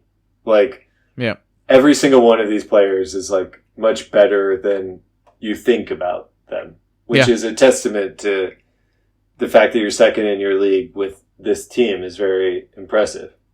Yeah. Like, on paper. So I don't think that you necessarily need to do anything other than what you're doing. It's hard to know what you can get other than just saying you can get Trent, Martinelli, and Foden. But, like, I would really target a premium forward, I think. You do have Gakpo, But I think you should try and do better. I think. Yeah, because you have good midfielders. Yeah. Obviously, like maybe trade out one of those midfielders and one of those defenders. I don't think you need VVD, Shar, and Dallo, and I would try and get back a premium forward if you can swing it. Maybe Gabby J. Gabby Jesus, maybe? Yeah, I mean, if he's available, absolutely. Like, yeah. We're a quarter into the season. Yeah. You can start taking some insights from that, but you also have to remember that we're a quarter into the season. And guys who were good last season are probably going to be good this season. Yeah. Sometimes not because of situation and stuff like. There's obviously always going to be fluctuations in variance, but I think buying low on Gabriel Jesus if he's available is dynamite call, Sanji. Yeah, lovely. All right, next question, Subatomic Squash. Do you think Moyes will give Kudus starting minutes in the Premier League anytime soon? Should I keep burning a roster spot or try to see if I can trade him out? Moyes is a stubborn old man. Yeah, I mean, I watched David Moyes play Mikael Antonio for however minutes he played in that Villa game before I had to leave. And he was absolutely awful. So I wouldn't be totally hopeful about the potential for Kudus, especially after the... what is the name of my Italian brother that Scamacca experienced last season? I think Moyes is very hard to break in for. But I mean, it's like, it obviously depends what you can get back in a trade. If somebody in your league sees something in Kudus, like, you don't have to just have like the sunk cost fallacy in him. If you can get something back, like, get something back, you know? Yeah. Yeah. Listen, I think Kudus is the real deal, but again, having this sort of hope that you're clinging on to while trying to be realistic about how David Moyes is and the type of person he is, like, find a West Ham fan, I think. Try and trade him out. But yeah, I would get something back that you're like excited about. Then you have your new shiny toy, you know? It's like, it's that simple, just a change in your mentality slightly, where it's like, stop holding on to the past and start being excited about the future, man. Exactly. Go after like a Brighton player. You're gonna enjoy watching your Brighton asset play. Like they're such a good team to watch. So yeah, now that Solly March is out hurt, there's gonna be less rotation. Try and get an Ansu Fati. He's gonna be playing a lot. Oh, there you go. A like little new thing that isn't gonna be playing every 90, but he's gonna be real exciting when he does. He's scoring goals too, man. Oh, Do it. I like that. I like that shout. All right, so we got a few from YoG8. So we'll take them one at a time. Who do you think I can trade out for Gakpo? It's like, I don't know what your player pool looks like, but... Maybe he was responding to Mo? That's my only thought. Maybe. Yeah, I mean, you can trade... I would say you can trade Gakpo out for anyone that you are excited about. There's no... Gakpo is not a great fantasy asset. No, he's not. Not at all. It's a very frustrating thing Gakpo is. Who can we compare him to? Because Gakpo rotates, but if and when he plays, he has a high potential to get an attacking return because of the team that he plays for. Yeah. Right? Absolutely. But I don't think you're going to be able to get any other midfielder or defender that rotates and has that sort of potential. So you want someone that plays consistently, but doesn't really average that well, in a sense. So, like, I'm wondering, is there like a Van de Ven? Yeah.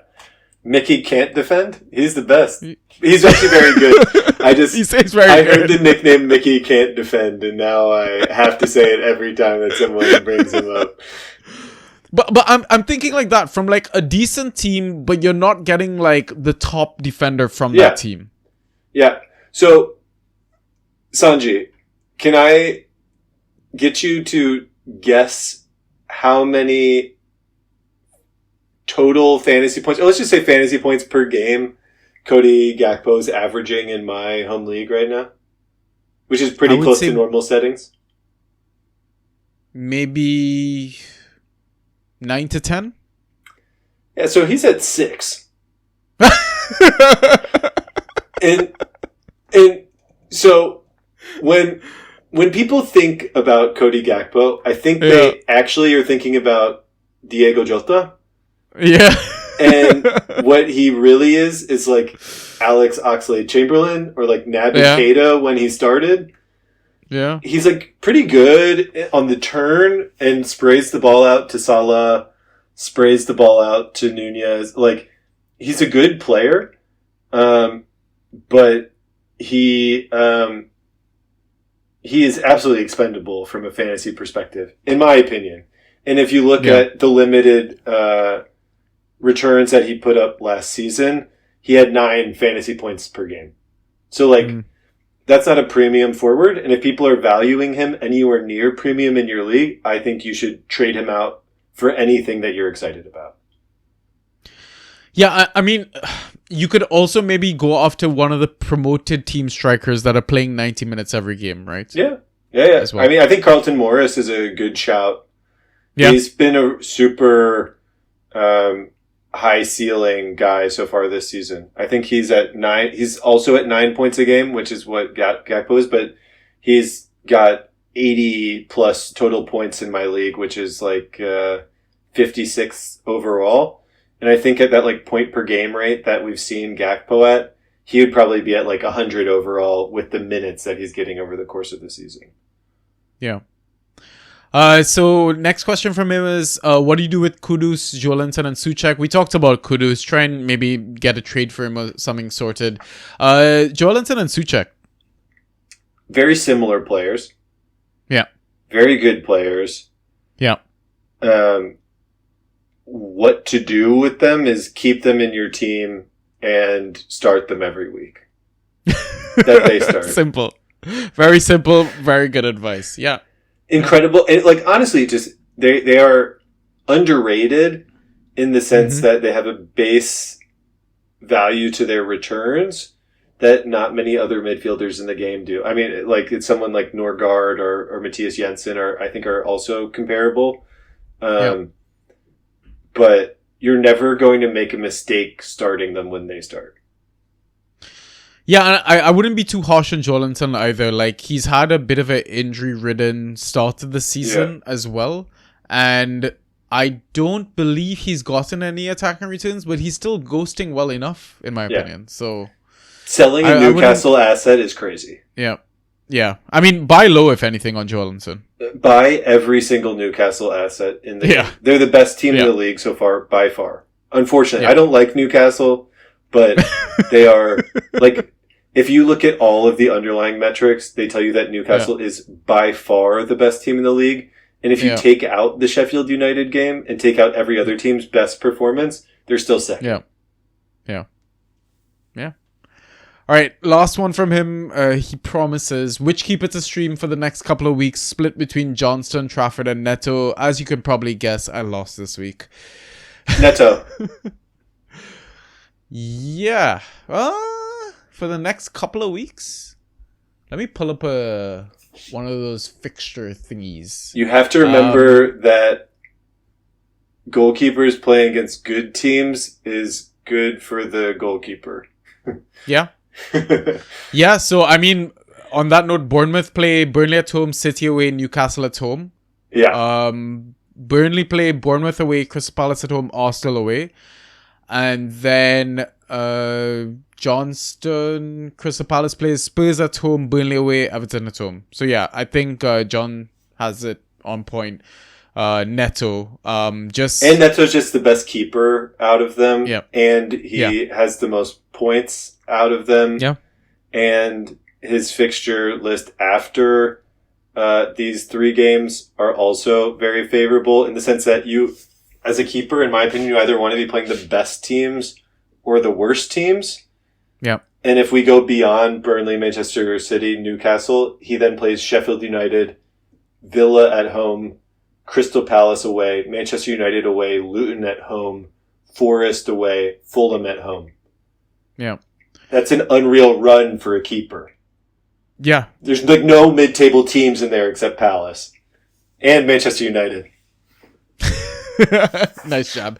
I mean, to kind of put the cherry on top is that, like, I mean, Johnson and Trafford potentially could get rotated. I think Neto's club captain for Bournemouth. So if you want added security on your pick, like, that you can have that. So Absolutely. All right. We got a few more questions. Hopefully we can run through these. Oh my God. Yeah, I know it's really late. You just let me know. No, if we're and when you good. need We're to good. sign up. I just didn't expect look, this engagement is fire. Good job, guys. Cheers, We got man. another Thank you, Trini thank you. boy. Let's go. Yeah, so Jugos. So Jugos is actually Ryan, my regular pod partner. Yeah, I think nice. he's studying for exams and stuff at the moment. So he says he's not recording this week, so he's asking the questions as well.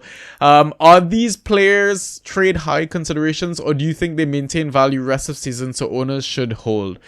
Bowen, Palmer, Doughty, Ben White, Dallo, Darwin, Wissa. So we can take them one at a time. Yeah, these are great suggestions, Ryan. Good job. I think Bowen is a hold. Yep. Palmer is a true sell high. You think so? Well, not ghosting on pens. Yeah, fair. Yeah. But this is your reaction is why he's a true sell high, because he's sexy. And so Yeah. you have to sell on players while they're sexy.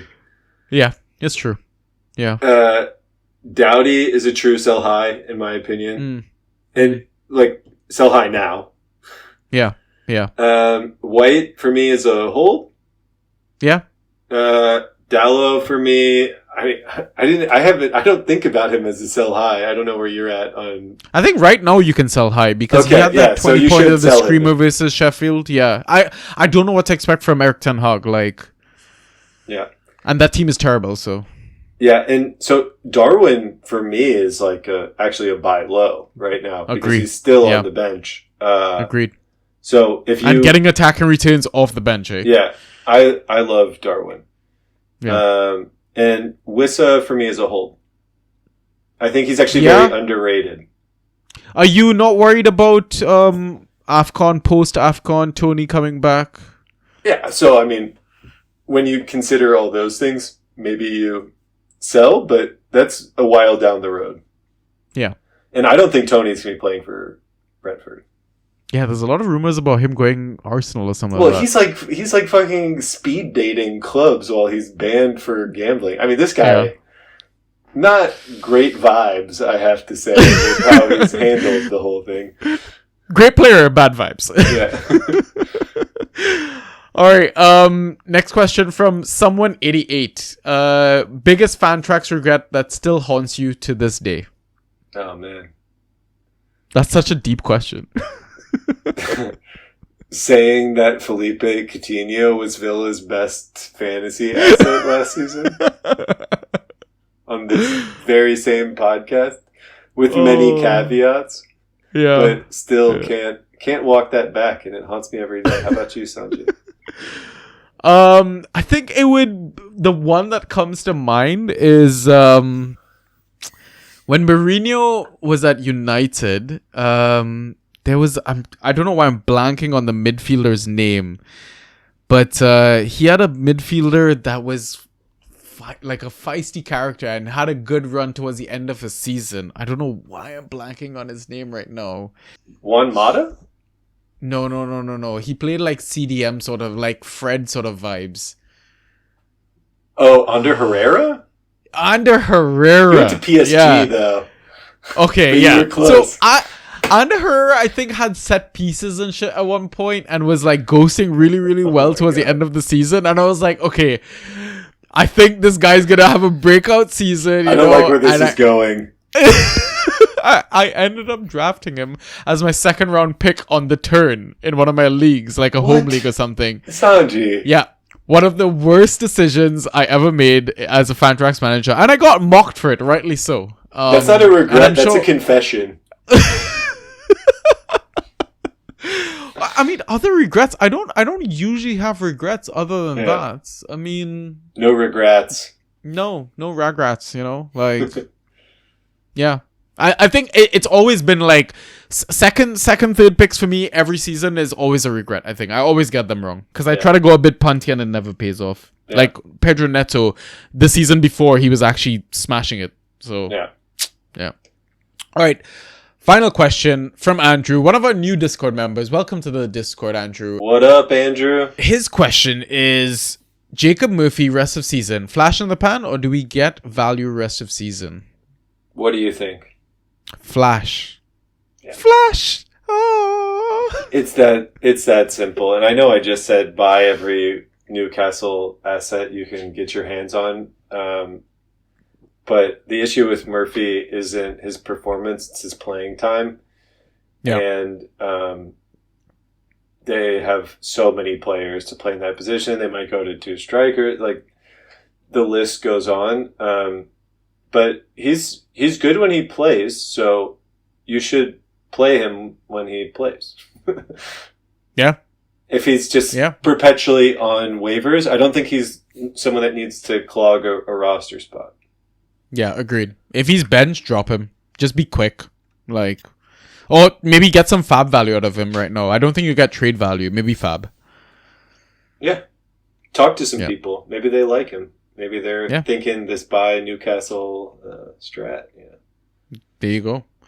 All right, sweet. Thank you for all those questions, guys. Really appreciate it. Now we're going to move into our final segment, which is the FA/waiver picks.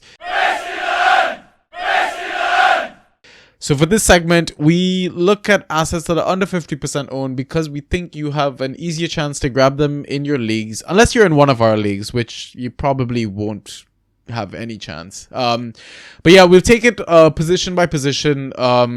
We've got a bunch of names here. We probably won't go through all of them, just ones that kind of jump out because we talked a lot about some of these assets, right? So let's kick things off with goalkeeper. I think we just have a few names. Is there anyone in particular you want to talk about that we haven't already? Yeah, I mean, so we already talked about Neto. Yeah. I think it's an absolute crime that he's only 33% owned. He's 5th in points, at least in my league. So okay. He should be pretty up there in everyone's league. We just do the first goals free system. Yeah, I mean, much smarter. We kind of debated that a lot in like the draft society and stuff like that, like changing the scoring because it's brutal, man. That -2 right off the bat, it's brutal. Yeah. But he is a very good goalkeeper, like we said, and he should be owned. Yeah. And the guys who are owned that have like 90 to 80% ownerships is an absolute joke. So if we go into goalkeepers and look at like the Andre roster Onana, rate, for example. Yeah, I mean, absolutely. But like Ederson has an 86% ownership rate. Yeah. And he gets 6 fantasy points a game. Yeah. Emiliano Martinez, similar deal to Ederson, 6.6 points a game in my league, 76% ownership rate.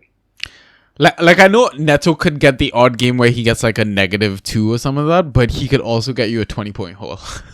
Yeah. Yeah, and Neto has multiple hauls this season. He has hauls of 11, 19, 18, and a pretty solid floor so far, at least in my league. So yeah, I would definitely recommend him. How do you feel about either Pickford or Kaminsky right now? I think Kaminsky, like if we go back to the Inside Tracks episode with the Luton rep, I think he really correctly identified the benefits of a goalkeeper like Kaminsky in Luton's system, because they're putting so many people in front of the goal that ideally they shouldn't be conceding high XG chances. Yeah. The problem is that so far this season, Luton is conceding high XG chances, and he's not getting a ton of points. So Yeah. we've seen Luton performing a little bit better over the last few weeks, and from that, his performances have taken a turn upward. But I still don't think that the way they're playing has the high point return upside of some of the other guys that you would rather have in that range. Yeah. I mean, if I had to make a pick though, like just to gamble on getting save potential, I'm probably gonna lean towards Kaminsky rather than Neto, because Neto has Burnley at home, and I mean Kaminsky's at Villa Park, right? So Yeah. but Kaminsky's probably also going to concede a fuck ton of goals. There's that chance as well. So that's why the third name we had was Pickford, 32% owned versus West Ham. Like, I think West Ham will also attack at home, but I don't know. It's like you said, right? I feel like people are maybe being a bit too harsh on Everton and their assets. So I have a great stat for you guys here, which is that on FBref, as you were mentioning, you can actually go through post-shot expected goals per shot on target for each team in the Premier League. Yeah. And Luton and Aston Villa are joint highest in terms of the value of chances that they give up. So Luton concede 0.37 of a post-shot expected goal for every shot on target. Whereas Bournemouth are at 0.31, and then Everton are at 0.30. So, and what's very interesting is that theoretically, Mark Flecken should be by far the best fantasy keeper, but he's a terrible keeper in real life. Because Brentford only concede 0.21 post-shot expected goals per shot on target.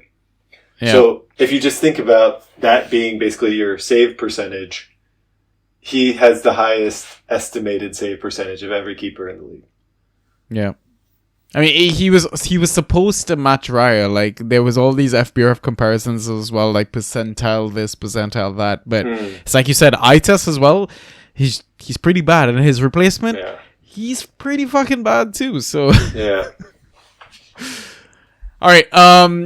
Defenders. Again, we've got a few names here. I wanna maybe start on Doherty. We saw him come back into the lineups. That's because I think the FPL tower was fucked up. They didn't flag Semedo as missing a game, and I think a lot of people missed out on grabbing Doherty as an FA. Put up 15 ghost points. I mean, should be taken with a grain of salt given that their opposition was Bournemouth. But do you think there's any chance of a revival of, Doherty of the past, or is this just this one-off sort of thing? For me, it's sort of fool's gold, and you should be looking to sell him to someone else or for FAB if someone else is interested. I mean, this is not the first time he's been on the pitch this season. He's played 2 halves before, and in those halves, sort of prorated, he scored 5 points both times for a 90. So, playing Bournemouth, up a red card, getting all those aerials. I think he had like 8 aerials or something. Yeah. Showed up in the data dump, right? Yeah. Yeah, Matt Doherty is not going to get 8 aerials in any other game in the rest of his career. Yeah, I mean, that probably also explains why Dawson smashed it with that 15-pointer, right? It's the same sort of game state scenario that you're talking about. Yeah. Maguire, 16% owned. Reborn asset? Yeah, I think he should be owned.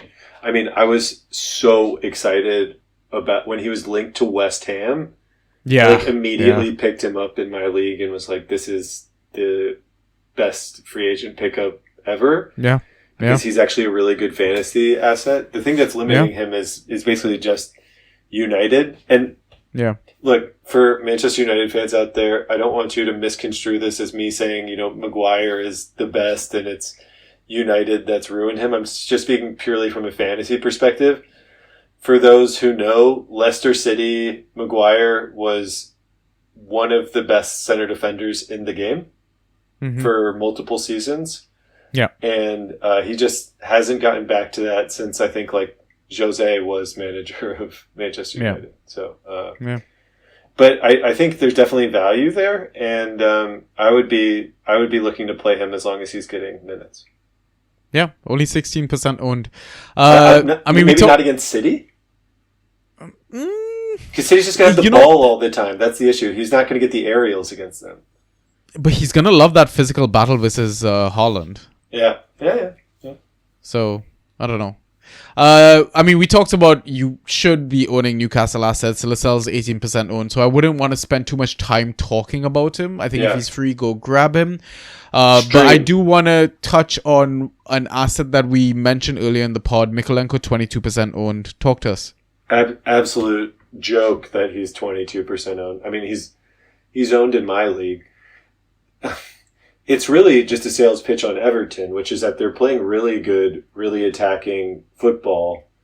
And people hear Sean Dyche and think he's going to be awful and boring and defensive. But Mikolenko, so far this season, has returns of 7, 9, 13, 10, and 8. Really consistent, really good, gets all over the pitch. A really great floor defender. I mean, I think he's sort of like, he's probably like a defender 3 in a 12-team league that you can just slot into your lineup and set and forget, and he'll do better than most streams. Yeah, agreed. Any other defenders you want to touch on before we move on to the next position? Yeah, I mean, I think just if Ben Mee isn't owned in your league, pick him up. Yeah, agreed. Okay, midfielders. I mean, we touched on Townsend 2%. We touched on Murphy 15%. Kind of touched on McAtee 3% owned as well. Yeah, I know where we can go. Alex Scott 5% owned, playing a relegation team. Yeah, so I heard him. Yeah, I was just gonna mention that. Like.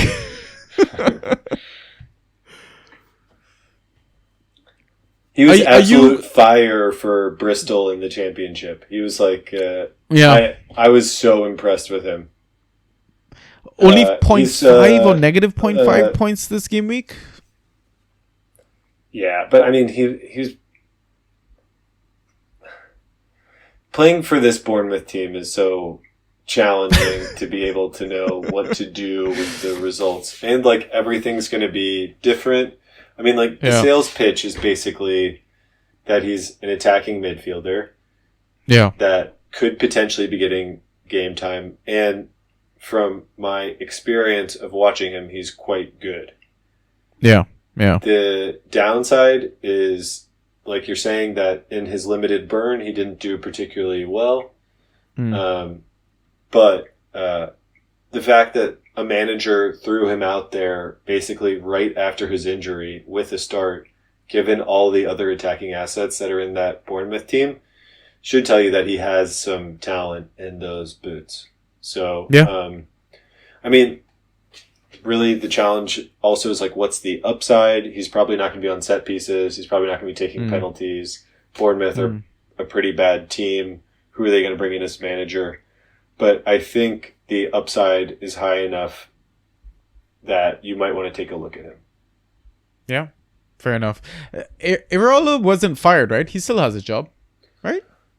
Everyone is saying that he's sacked. They're doing the thing where they're like dancing on his grave on Twitter. Any other assets you want to touch on? I mean, you told people if you're playing Luton, Burnley, or whatever, like grab. So that's why you have Zaniolo down here. But I mean, I think we did kind of touch on him already. Any other assets you want to touch on, or should we go? Is Gravenberg only 46% owned? Yeah, it's wild. So I think like to people that are listening to a fantasy Premier League podcast, maybe this isn't particularly relevant, but if somehow he's not owned in your league, pick him up. He's very good. Class. Yeah. And but really the one I want to highlight is Dominguez. He is an extremely good player. He was extremely productive at Bologna last season, and is in the Argentinian national team setup. Gets forward for Forest. They're playing in sort of like an advanced playmaker type of role, and he has a ton of energy. Therefore, picks up a ton of ghost points, gets around the pitch, gets tackles. Yeah. I think he is really, really, really underrated. And if he wasn't owned in my league already like 6 weeks ago, I would own him by now. More of a shooter, less of a creator, I would say. Yeah, he's probably the Forest asset that's outside of like Morgan Gibbs-White and Boley that I think has the most staying power over the course of the season. Yeah. Interesting. He's really good. Okay. Yeah. I mean, he's Argentinian. I rate that. So. All right. So, final position forward. We touched on Adingra. We touched on Franca a bit as well. So, from the other names, who do you want to kind of start with, I guess? Oh my god, this is rough picking. I mean, I can give you a starting point. You might not like it. Yeah, sure. Give me a starting point. Neil Maupay. Don't touch him. He should have scored, eh? Yeah, well, he was unlucky not to get a goal, but so back at the old club vibes pick. I don't know. Oh my god. Yeah, sure. I would just say let someone else go down that road. Yeah, you know, let me do it. I'll be that person. As sort of the old man in this game, I feel like what I've learned over time is that a lot of the time it's about the moves that you don't make. Yeah. Fair. And dropping someone for Neil Maupay is one of those moves that you probably shouldn't make. Yeah. Fair. Very fair. Yeah. If I can, I do just briefly want to touch on Leon Bailey here. Definitely. Because one of my boys back home, by the way, I don't know if you listened to the previous pod or something, but Jamaica played in Trinidad. He got to meet Leon in person. Oh, no way. Hell yeah. I'll send you the picture. Oh, that's legendary. Let's go. Wow, that's so sick. So I put both Zaniolo and Bailey in for this week because I think it is up in the air as to which of them starts versus Luton. I mentioned this in a DM to someone who reached out to me because I was going to be on the show. I think his @ is Frog Taga, so go send him a follow for a nice feedback question. And I think so there's a midweek game for Villa. They're playing in Amsterdam against AZ Alkmaar, or I guess technically in Alkmaar, but basically Amsterdam. And Bailey came off the bench, scored an unreal goal, dropped the shoulder, put it far corner against West Ham. And I think if Zaniolo and Bailey both play against Alkmaar and Bailey performs better than Zaniolo, he'll get the starting spot on Sunday. But if it's even, or if Zaniolo's better, he'll get the starting spot. And I think it'll take a pretty solidly better performance for Emery to change his lineup. He's not going to just go away from a winning team at home for no reason. But I also think he wants to continue to give players the chance to like earn a shirt. So if Bailey does earn the shirt, I would definitely put him in against Luton. I think that's a perfect matchup for him. He's actually very good as a winger. A lot of people have tried to play him in different positions and stuff like that, but when he's crossing the ball in, we played this team from Bosnia called Brzezinski, that are basically the Europa Conference League's version of Luton.